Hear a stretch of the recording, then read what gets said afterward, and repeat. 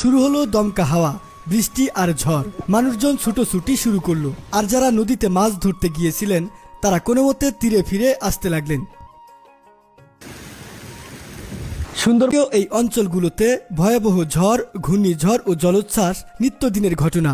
আমরা প্রায়শই সংবাদ মাধ্যমে এসব দুর্যোগের খবর দেখে থাকি।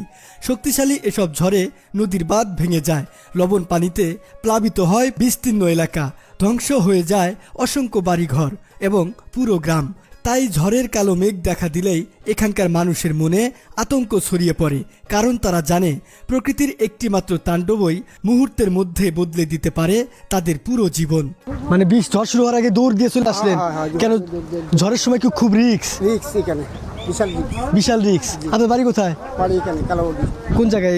এই যে বাড়ি ওই যে ঘর সামনে রাস্তায়। আচ্ছা, এখন কোথায় যাচ্ছেন? এখন আসি, ছেলে জানা গেছে খোঁজ নিতে। তো ঝড়ের মধ্যে খোঁজ নিতে আসছে। দেখে নিজের জীবন বাঁচিয়ে এসে আবার এখানে ছেলে হচ্ছে মাছ ধরতে গেছে, সেই ছেলের খোঁজ নিতে আসছেন। কালাবগি ঝুলন্ত পাড়ার এই অংশটিও এমন এক ভয়াবহ ঝড়ের আঘাতেই স্থলভাগ থেকে বিচ্ছিন্ন হয়ে গেছে। এই বৃষ্টি হলে আমরা পানি ধরে রাখি আমাদের ওই এই যে ব্যারেল কেনে, যে ব্যারেল মাইট আছে, আর আমরা ট্যাঙ্কি, এখন তো ট্যাঙ্কি বাড়িয়েছে আমাদের সংস্থার থেকে, কিছু অনেকে ট্যাঙ্কি দিয়েছে 3000 লিটার 2000 লিটার, আর কেউ অনেকে পায়নি। এই মেটের পানি রাখি, বৃষ্টির পানি রেখে দেয়, বৃষ্টির পানি রেখে দিই। এই যে আমাদের ওই বৃষ্টির পানি রাখি আমরা 6 মাসে বৃষ্টির পানি রাখা থাকে, এই রাখাই এই মেটেতে, এই মাটিতে। এই যে মাটির পাত্রগুলো বিশাল আকারের, এটাকে কি বলে?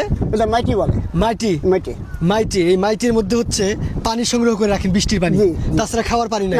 আশেপাশে সব লবণ পানি, সব লবণ পানি। এটা কি আপনার নিজস্ব জমি? কি এখানে যারা আছেন বসবাস করতে? না, সবাই নিজস্ব জমি না। তাহলে আপনাদের জমি জমা কিছু নাই? না, কিছু নেই। তাহলে এখান থেকে যে থাকতেছেন, কোনো সময় কোনো কিছু হয়ে গেল, তারপরে কোথায় যাবেন? যখন সিগন্যাল বেশি হয় তখন আমরা সাইক্লোন সেন্টারে চলে যান।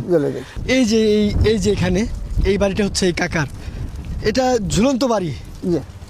জোয়ার আসলে তো পানি চলে আসবে নিচ পর্যন্ত। জোয়ার আসলে পানি চলে আসবে, এখন ঘের বন্ধ হয়েছে তো, যদি অসুবিধা। একই ধাঁচের ঝুলন্ত ঘরগুলো, পাশেই নদী, সুন্দরবন। আমাদের ওইখানে উঠানে চুলা থাকে, তার জন্য দেখুন এই যে চুলা রাখা আছে, এই যে চুলা, আর এখানে হচ্ছে যে খড়ি। এই খড়ি বা লাকড়িগুলোও কিন্তু সুন্দর।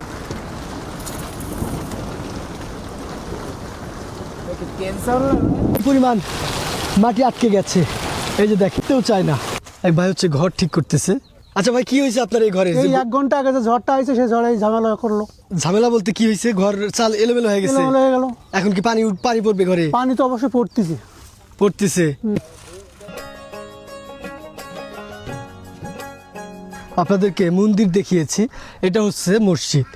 শুকনো গাছের ডাল দিয়ে সাঁকো, তারপর কাদাযুক্ত যে পথগুলো আছে, এইখান দিয়েই এই গ্রামের যাতায়াতের প্রধান রাস্তা।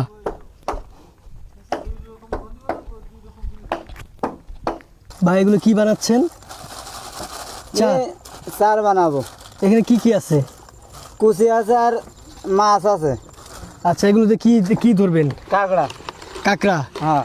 মানে এখন কি চলে যাবেন নদীতে না বনের মধ্যে? না, এই জাতে মারবো, এই আমি দেবি। মেরে কি বিক্রি করবেন নাকি নিজেরাই খাবেন? বিক্রি করবো। কোথায় গিয়ে বিক্রি করতে হয়? ওই বাজারে। এখানে এই ভাই হচ্ছে কাঁকড়া ধরতে যাবে। এই দেখেন, এটা হচ্ছে ভাইয়ের বাড়ি ঝুলন্ত অবস্থায়। বাড়ি থেকে বের হলে তো পানি উঠে, তাই না?